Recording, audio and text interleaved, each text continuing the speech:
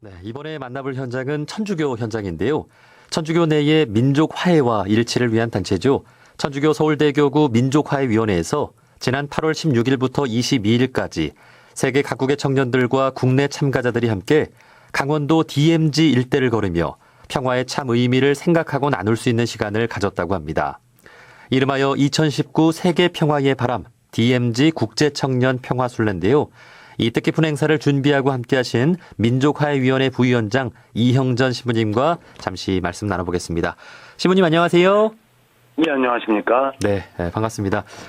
앞서 말씀드린 대로 천주교 민족화해위원회에서 세계 각국의 청년들과 DMZ 일대를 순례하는 행사를 가졌다고 들었습니다. 어떤 취지로 마련된 행사였는지요? 네, 저희가 우리만 어려움을 겪고 있는 것 아니고 우리만 고통을 겪고 있는 게 아닙니다. 그래서 온 세상이 전부 다 노력해서 함께 자기 삶의 자리에서 어떤 평화의 문화, 평화의 어떤 그런 삶의 자리를 만들어가는 데 노력한다면 우리의 그 평화 통일도 앞당겨지지 않을까라는 취지에서 마련된 것입니다. 네. 그 천주교에서는 프란치스코 교황님부터 한반도 평화에 각별한 관심을 보여주고 계시죠. 또 세계 네. 천주교인들도 한반도 평화를 위해 기도를 많이 해주고 계시다고 들었습니다. 많은 저희가 교구라고 하는데요. 우리로 따지면 지방, 경기도 이런 지역 구분입니다. 그런데 우리나라를 위해서 매 미사 때마다 기도해주고 있는 그런 교구들, 미사 끝난 다음에 함께 기도하고 있는 교구들이 점점 많이 늘어나고 있습니다. 네. 미래 세대의 주역인 또 각국의 청년들이 세계 유일의 분단의 상징인 DMZ에 모였다는 것이 참으로 뜻깊은데 이번에 함께 하시면서 또 어떤 그 시간들을 보내셨나요?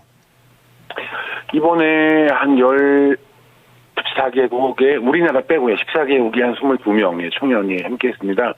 근데 그들도 굉장히 놀라워했고요. 놀라워했다는 게 뭐냐면 우리가 분단 국가이고 이런 걸 보고 놀라워한 게 아니라 자기들의 삶의 자리에서 평화를 잃어버리고 있는 이런 상황들을 많이 깨달았다는 거죠. 사실 우리 같은 분단 국가만 평화를 필요로 하는 것이 아니라 사실은 우리 모두가 전 세계 모든 사람이 소극적인 평화가 아니라 적극적인 의미의 그런 평화를 누릴 필요성을 다 느끼고 있고 우리가 노력함으로써 그런 평화를 우리가 가져올 수 있다는 것 이런 것을 깨달으면서 내가 앞으로 어떻게 살아야 되나 이런 것들을 많이 생각할 수 있는 그런 계기가 되었던 것 같습니다. 네. 그 앞으로 이렇게 각국의 청년들과 이러한 행사를 또 준비하고 있으신 게 있다면 이웃 종교 청년들과도 함께 해보는 건 어떨지요? 종교 저희는 이번에 어떤 천주교 신자들만 모인 것이 아닙니다. 신자 아닌 사람들도 같이 했고요. 네. 저희가 종교 천주교 신자, 천주교라는 종교에 국한하지 않고 모든 사람들에게 함께 이 길을 걸어가자고 권유하고 또 그렇게 노력하고 있습니다. 종교가 있든 없든 상관없이 우리에게 있어서 평화는 굉장히 소중하고 절대적으로 필요한 것입니다. 그런 의미에서 누구라도 함께 할 수 있다면 저희는 그렇게 함께 하고 할 그런 마음을 가지고 있습니다. 네. 우리에게 평화보다 중요한 과제는 없겠죠.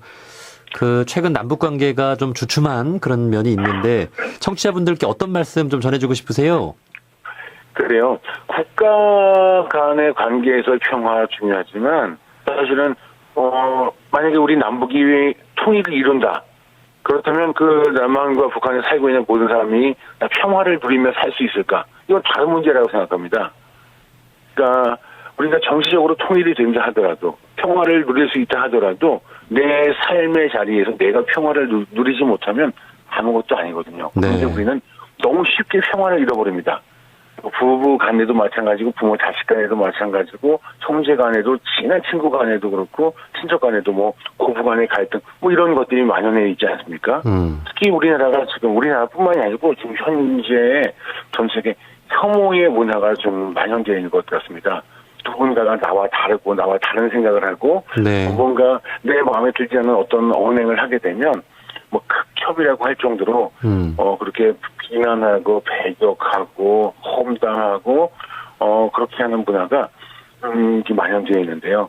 만약에 우리가 정치적으로 통일이 이루어진다 하더라도 이런 상황에서는, 이런 상태에서는 우리가 함께 살아가기가 어렵습니다. 실제로 북한에서 우리나라에 들어온 3만여 명의 북한 이탈 주민 중에서 2,000명 넘는 사람들이 한국을 떠났습니다. 이런 분위기에서 우리 살 수 없다. 네. 그렇다면 우리가 어떻게 해야 정치적인 통일뿐만이 아니라 진정으로 함께 살아갈 수 있을까?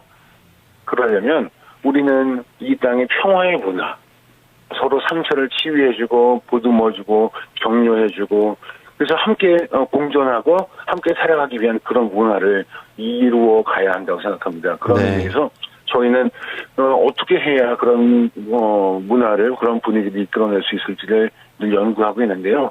종교를 떠나서 우리나라의 모든 분들이 함께 그런 마음을 가지고 내 삶의 자리에서 부부 간에도 형제 간에도 친척 간에도 부모 자식 간에도 또 동료들 간에도 함께 평화의 문화를 이룩해 나가는데 노력해 주셨으면 하는 바람이 있습니다. 네.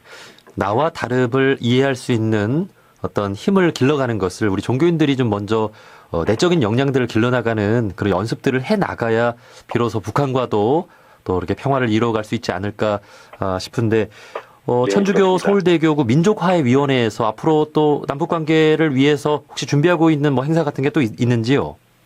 많은 행사들은 있는데요. 이거는 아직 결정된 게 확정된 게 아니라서 오픈하기는 좀 그렇고요. 네. 다음에 우리가 행사를 내년에는 특히 저희가 그 민족화위원회 25주년입니다. 예. 그래서 올해까지 하지 못했던 많은 행사들을 지금 기획을 하고 있는데요. 확정되지 않은 거라 말씀드리긴 그렇지만 많은 종교인들과 함께 하고 싶고 특히 이 어느 방송 네. 청취하시는 모든 분들과 또 함께 하고 싶은 마음입니다. 네. 앞으로 남북의 평화와 통일을 열어가는데 우리 종교계가 큰 또 역할을 해주기를 바라면서 여기까지 인터뷰하도록 하겠습니다. 천주교 서울대교구 민족화해위원회 부위원장 이형전 신부님이었습니다. 신부님 오늘 네, 소중한 감사합니다. 말씀 고맙습니다. 네, 감사합니다. 안녕히 계십시오. 네.